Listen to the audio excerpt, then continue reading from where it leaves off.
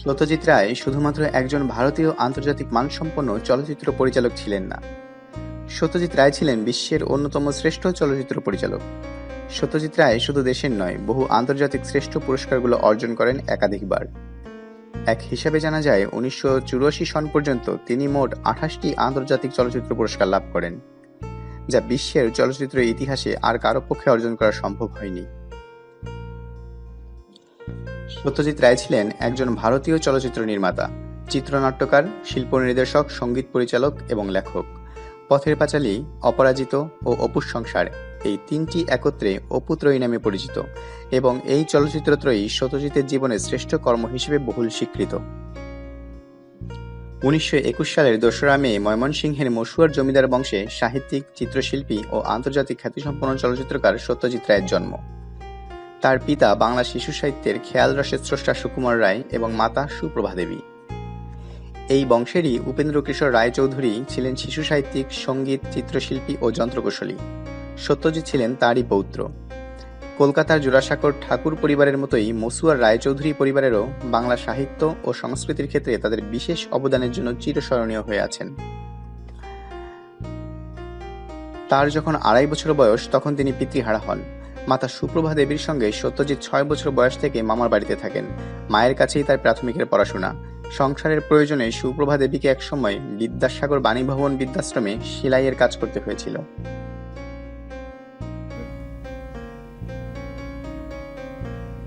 ওদিকে চল।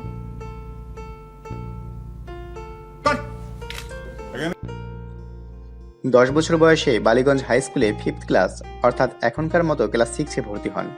এখান থেকে তিনি মেট্রিক পাশ করার পর প্রেসিডেন্সি কলেজ থেকে অর্থনীতিতে অনার্স নিয়ে বিএ পাশ করেন 1938 খ্রিস্টাব্দে। বাবা এবং ঠাকুরদার কাছ থেকে উত্তরাধিকার সূত্রেই শিল্প সাহিত্যের প্রতিভা লাভ করেছিলেন সত্যজিৎ।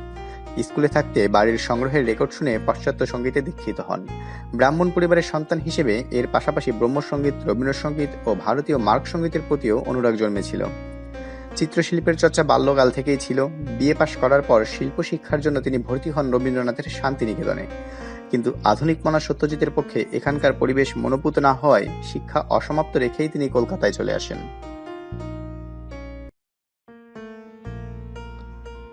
1940 খ্রিস্টাব্দের এপ্রিল মাসে তিনি ব্রিটিশ বিজ্ঞাপন কোম্পানি ডিজে কিমার সংস্থার জুনিয়র ভিজুয়ালাইজার হিসেবে যোগ দেয়। এই সময় তিনি সিগনেট প্রেস প্রকাশন সংস্থার বইয়ের প্রচ্ছদ আঁকা শুরু করেন। কয়েক বছরের মধ্যেই বিজ্ঞাপন প্রতিষ্ঠানের আর্ট ডিরেক্টর পদে উন্নীত হন। তার প্রথম চলচ্চিত্র পথের পাঁচালী সাফল্যের পর 1956 খ্রিস্টাব্দে এই চাকরির ইস্তফা দেন। সত্যজিৎ রায় পরিচালিত পথের পাঁচালী প্রথম প্রদর্শনী নিউ ইয়র্কে 1955 খ্রিস্টাব্দের এপ্রিল মাসে অনুষ্ঠিত হয়। কলকাতায় মুক্তি পায় সেই বছরের 26শে আগস্ট। ছবিটি সেই বছরে রাষ্ট্রপতির স্বর্ণপদক এবং রৌপ্য পদক লাভ করে।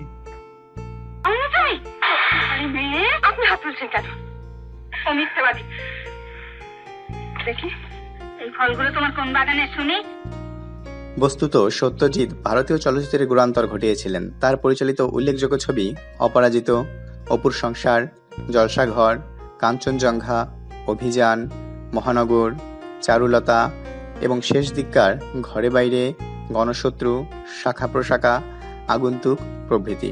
1977 খ্রিস্টাব্দে পরিচালনা করেন হিন্দি ছবি শতরঞ্জকে খিলাড়ি। তার তৈরি তথ্যচিত্র হল রবীন্দ্রনাথ, সিকিম, সুকুমার রায় প্রভৃতি। 1960 খ্রিস্টাব্দে কবি সুভাষ মুখোপাধ্যায়ের সঙ্গে সত্যজিৎ রায় তার পিতামহ এবং পিতার প্রিয় সন্দেশ পত্রিকা নতুন করে প্রকাশ শুরু করেন। সম্পাদনা এবং অলঙ্করণের পাশাপাশি নিজেও লেখা শুরু করেন। এভাবেই একে একে সৃষ্টি করে ফেলেন ফেলুদা, তপসে, জটায়ু, প্রফেসর শঙ্কুর মতো বাঙালি শিশু কিশোরদের প্রিয় কিছু সাহিত্য চরিত্র।